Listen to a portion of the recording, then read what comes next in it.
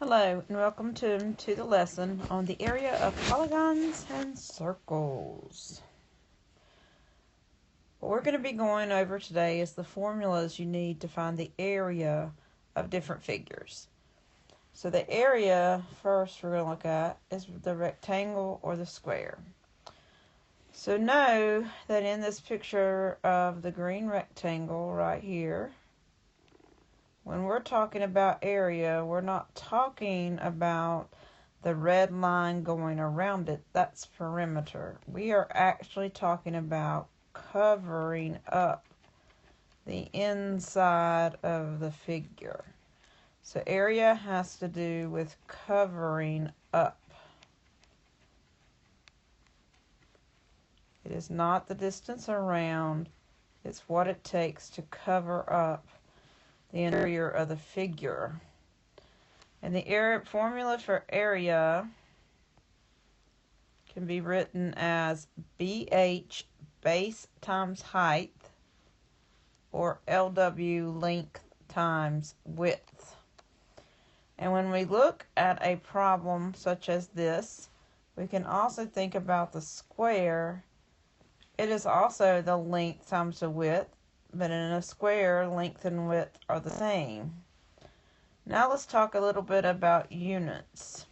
If I were to add some units to this rectangle and said, for instance, that the height was 7 inches and that the width was 12 inches, perimeter would be the distance around, and that unit would be in inches.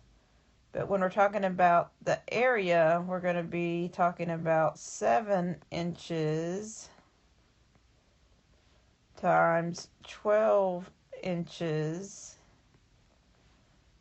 and that would be 84, not just inches, but inches squared.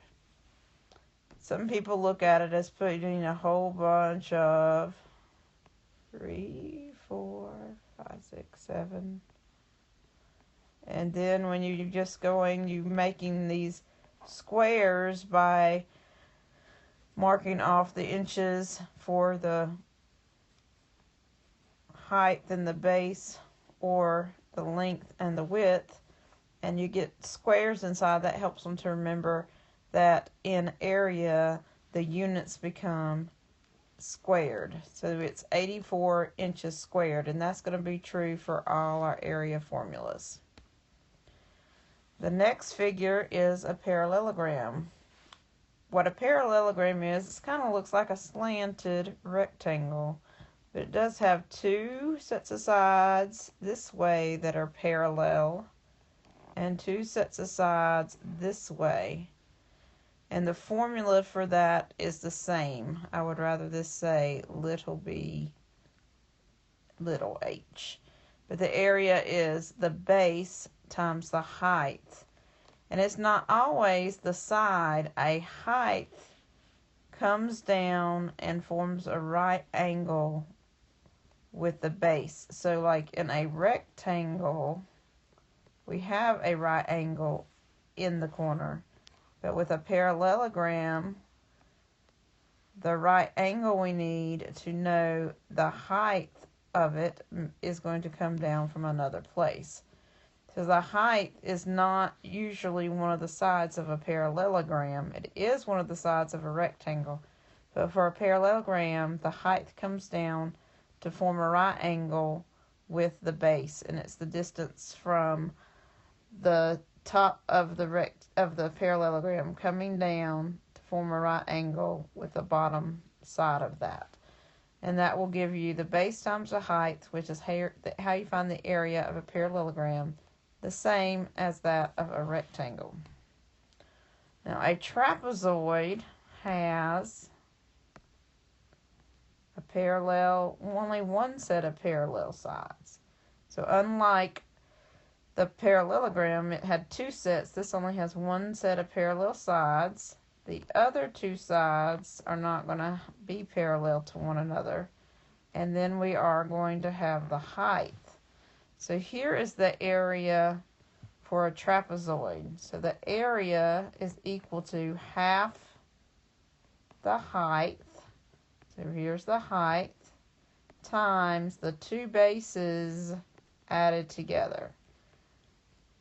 Notice that these right here are called subscripts, and they just are a way to indicate the first base and the second base. But we're not going to write those as huge ones or twos because that would mean something else in algebra. So in order to find the area of a trapezoid, we would use this formula. So let's say the height is 4, and this base is 8, and this base is 6. Then it would be 1/2. The height is 4. One of the bases is 8 and the other base is 6, and it would be okay to interchange those bases if we needed to, or you decided to, or whatever.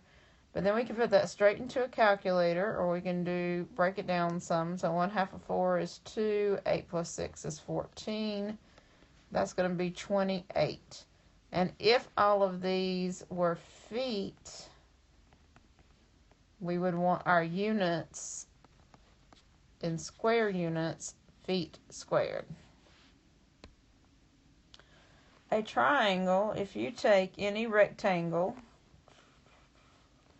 or you take any parallelogram and you cut them in half, it makes it into two triangles. So we get the area of a triangle from the fact that it is half of a rectangle, half of a square, half of a parallelogram. So it is 1/2 the base times the height. Sometimes the height is right there on the corner if it makes a 90-degree angle, or it comes down and makes a right angle to find the height. And you just fill in that formula, 1/2. Whatever number's for the base times what number is for the height, to follow that formula. And now for a circle. A circle has an area of pi r squared. So first of all, let's talk about what r is. R stands for radius, and that is halfway across the circle through the center.